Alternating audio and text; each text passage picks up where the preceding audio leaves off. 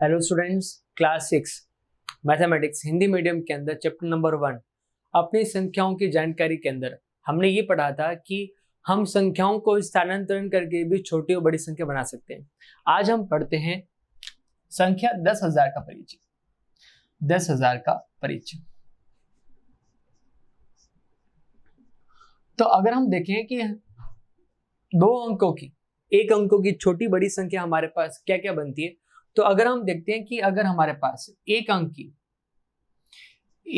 की हमारे पास बड़ी संख्या जो है वो हमारे पास 9 है, तो अगर हम एक अंक की बड़ी संख्या में एक जोड़ते हैं तो वो बन जाएगी हमारे पास दो अंकों की सबसे छोटी संख्या यानी 10।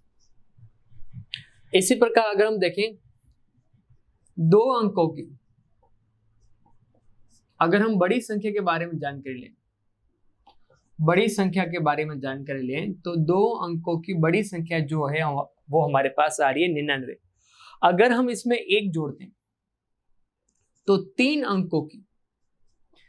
अंकों की सबसे छोटी संख्या हमारे पास, तीन अंकों की, ये जो हम भर रहे हैं सबसे बड़ी और सबसे छोटी संख्याओं के बारे में जानकारी ले रहे हैं, तो अगर छोटी संख्या बनाएं तो वो हो जाएगी 100। तो आप ये देख रहे हैं कि अगर हम n अंकों की बड़ी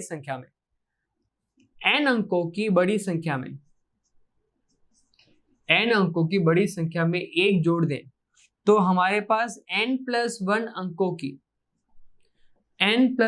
अंकों की छोटी संख्या का निर्माण हो जाएगा।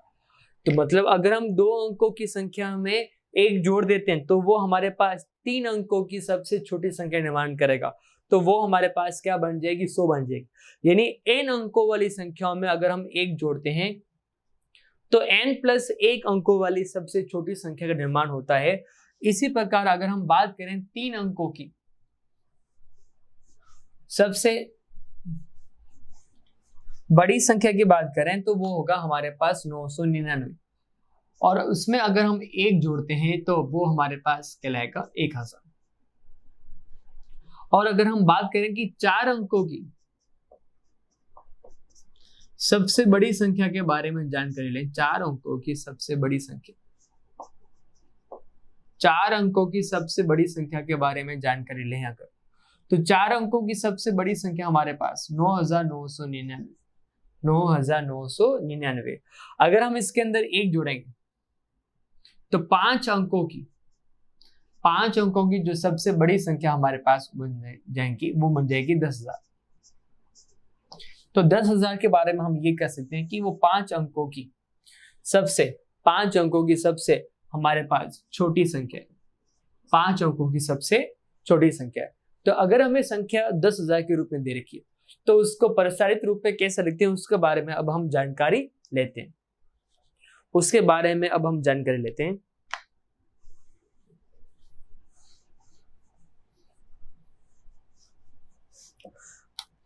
बड़ी संख्या जो भी हमारे पास आती है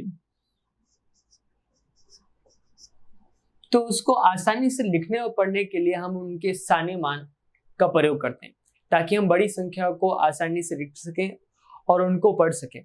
स्थानीय मान पे लिखने के लिए हम कुछ चिन्ह अंकित करने, तो बड़ी संख्याओं को आसानी से पढ़ने और लिखने के लिए हम उनके ऊपर जो चिन्ह प्रयुक्त कर रहे हैं उनके स्थानीय मान का।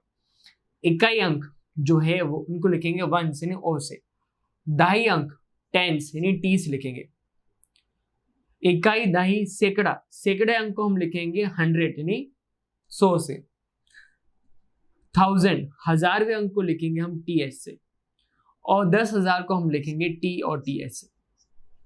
तो पढ़ने में आसानी और प्रसारित रूप में लिखने के लिए हम इनके स्थानीय मान के ऊपर इनका चिन्ह प्रयोग करते हैं।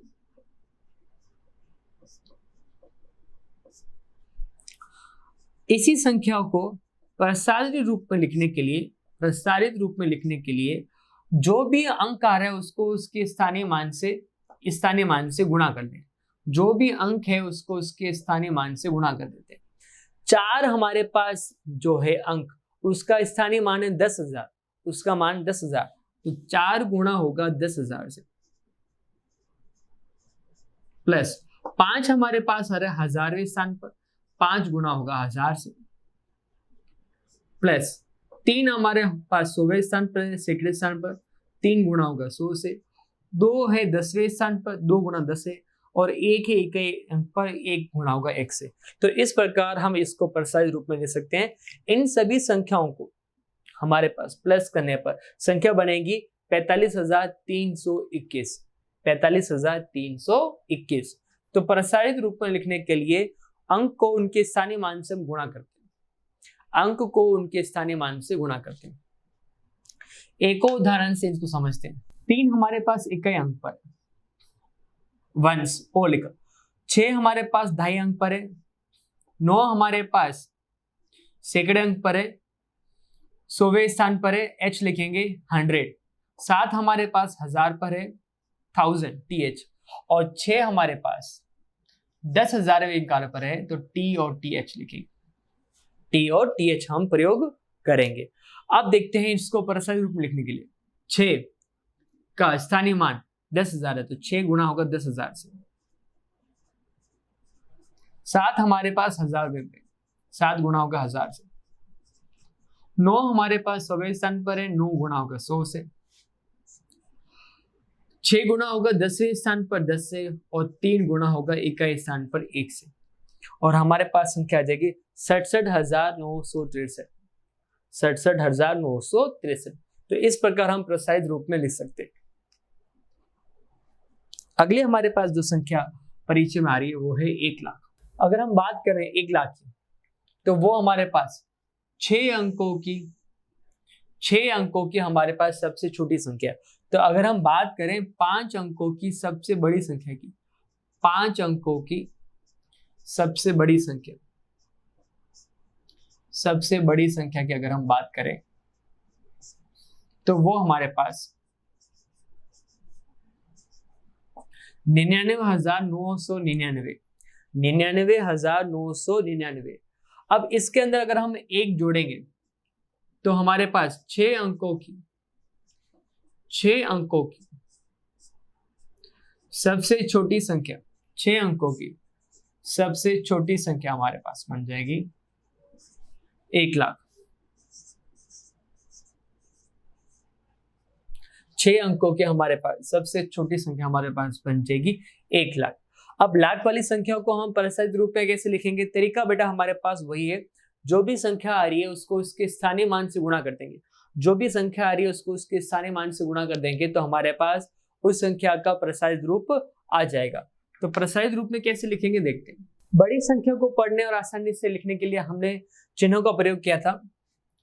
इकाई, 1, टेंस, दहाई, 100वें स्थान पर h, हजारवें स्थान पर 1000, 10,000, और यहां पर आ जाएगा लाख।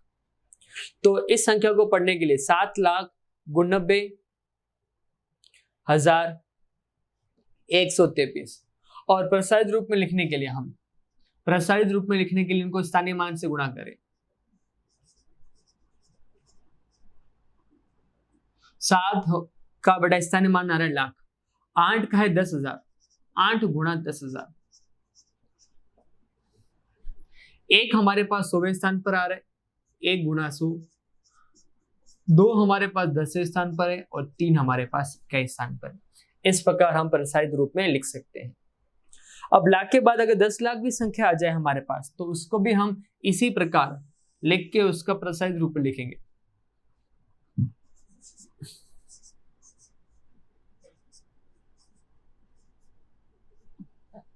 तो इसको पहले हम इनके स्थानीय मान पे लिखते हैं।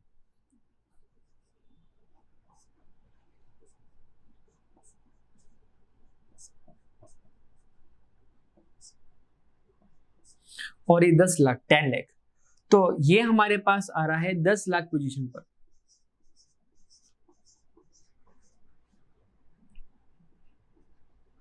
आठ आ रहा है हमारे पास लाख पोजीशन पर, तो ये मल्टीप्लाई होगा 1 लाख से।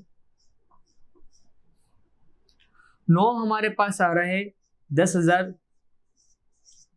स्थान पर। 2 आ रहा है हमारे पास 1000 स्थान पर,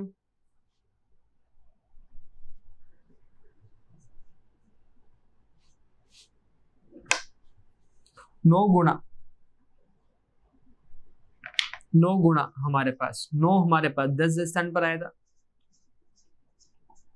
2 हमारे पास 1000 स्थान पर आया, 5 हमारे पास 100 स्थान पर आया, 4 हमारे पास 10 स्थान पर, इकाई अंक पर हमारे पास 1 आया। तो इस प्रकार हम संख्याओं का प्रसारित रूप ऊपर चिन्ह अंकित करके हम आराम से उन संख्या को पढ़ सकते हैं और उनका प्रसारित रूप भी हम उसका आराम से लिख सकते हैं।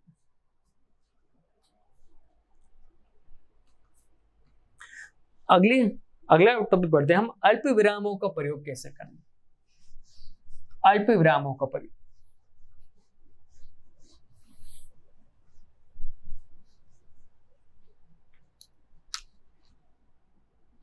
अल्प विरामों का प्रयोग।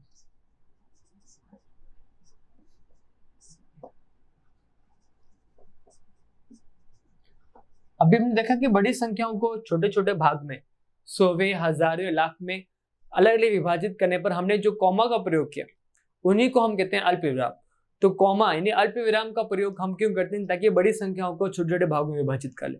तो अल्प विरामों के प्रयोग के लिए हमारे पास 2 पद्धतियां हैं।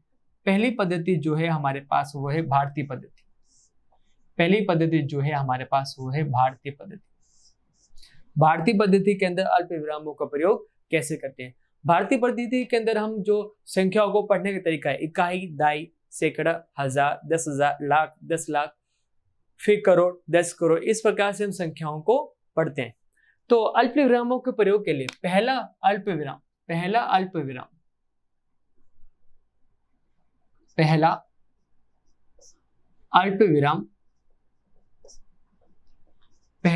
विराम हमारे पास आता है 3 अंकों के पश्चात। 3 अंकों के पश्चात यानी 100वें स्थान पर।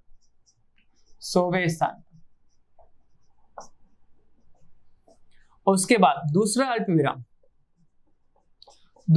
विराम हमारे पास होता है 2 अंकों पश्चात, 2 अंक के पश्चात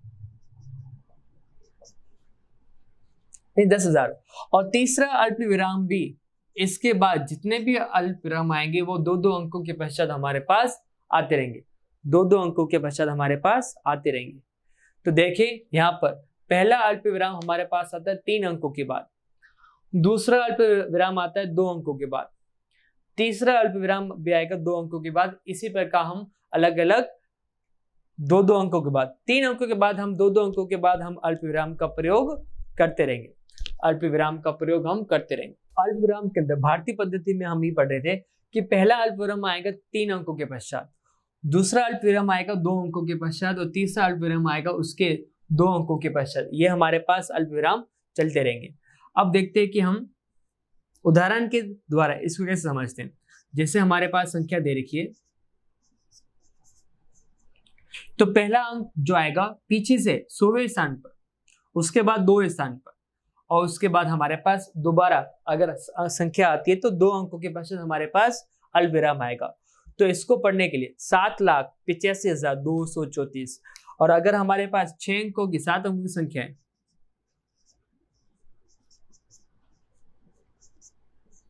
तो पहला अल्प विराम 2 संख्याओं के बाद, उसके बाद 2 संख्या, उसके बाद 2 संख्या।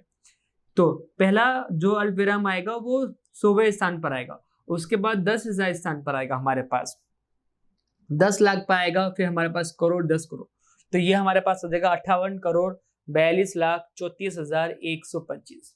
तो भारतीय पद्धति के अंदर आपको बस इस बात का ध्यान रखना है कि पहला अल्प विराम जो आएगा वो 3 अंकों के पश्चात आएगा, और उसके आने वाले अल्प विराम जो है हमारे पास वो 2-2 अंकों के बाद, 2-2 अंकों के बाद हमारे पास आते रहेंगे। अब दूसरी पद्धति जो है वो हमारे पास है अंतरराष्ट्रीय पद्धति। दूसरी पद्धति जो है हमारे पास वो है अंतरराष्ट्रीय पद्धति। अंतरराष्ट्रीय पद्धति के अंदर हम कैसा प्रयोग करेंगे।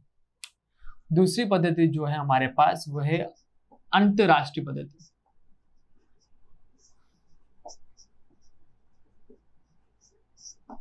अंतरराष्ट्रीय पद्धति में संख्याओं को पढ़ने का तरीका जो हमारे पास इकाई, दहाई, सैकड़ा, हजार, 10,000, 100,000, 10,000 के बाद 100,000, और उसके बाद हम पढ़ते हैं 1 मिलियन। तो ध्यान रखिए 1 मिलियन, 10 मिलियन और 100 मिलियन, इस प्रकार से हम संख्याओं को पढ़ते हैं। तो इकाई, दहाई, सैकड़ा, हजार, 10,000 के बाद हम पढ़ते हैं 100,000, उसके बाद हमारे पास 1 मिलियन और 10 मिलियन, इस प्रकार के रूप में हमारे पास संख्या आती है। तो पहले हमारे पास आता है इकाई अंक यानी वंस, फिर हमारे पास आता है दहाई अंक टेंस, फिर आता है हमारे पास हजार, 100, उसके बाद आएगा हमारे पास 1000 यानी 1000, उसके बाद आएगा हमारे पास 10,000,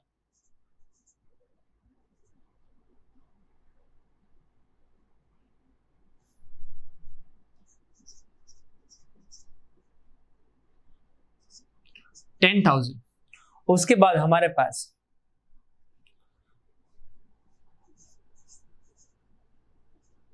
100,000 यानी 100,000, और 100,000 के बाद हम पढ़ेंगे 1 मिलियन के बारे में।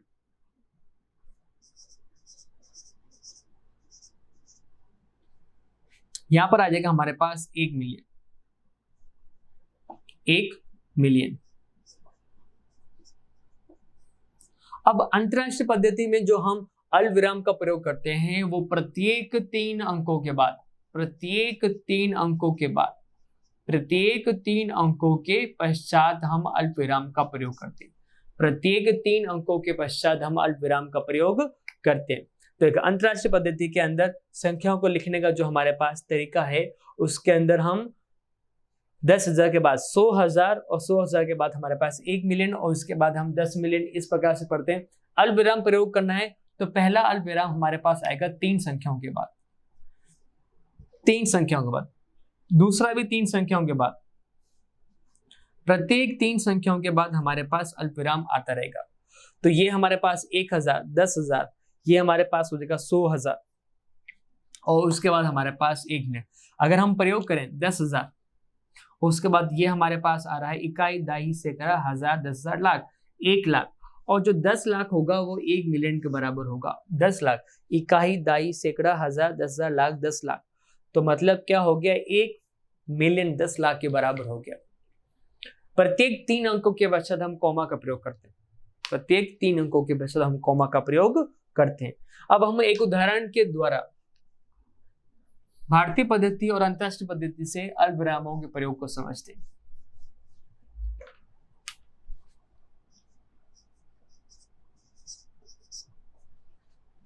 इसको हमें भारतीय पद्धति और अंतरराष्ट्रीय पद्धति से अल्पविराम को प्रयोग करना है। तो अगर हम देखें भारतीय पद्धति के बारे में, तो पहला अल्पविराम हमारे पास लगेगा 3 अंकों के पश्चात, दूसरा 2 अंकों के पश्चात और उसका अगला भी 2 अंकों के पश्चात। तो ये हमारे पास हो जाएगा 7,45,821। और इसी को अगर हम अंतरराष्ट्रीय पद्धति में लिखना चाहिए, अंतरराष्ट्रीय पद्धति के बारे में लिखना चाहिए, तो अंतरराष्ट्रीय पद्धति में प्रत्येक 3 अंकों के बाद कॉमा आएगा। तो अंतरराष्ट्रीय पद्धति में अगर हम इसको पढ़ना चाहिए, इकाई, दहाई, सैकड़ा, हजार, 10,000, 100,000, 745,821। हजार के बाद हमारे पास 10,000 आए, 10,000 के बाद हमारे पास 100,000 आएगा, तो 745,821। अंतरराष्ट्रीय पद्धति में इस प्रकार हम अल्पविराम का प्रयोग करेंगे, अल्पविराम का प्रयोग करेंगे।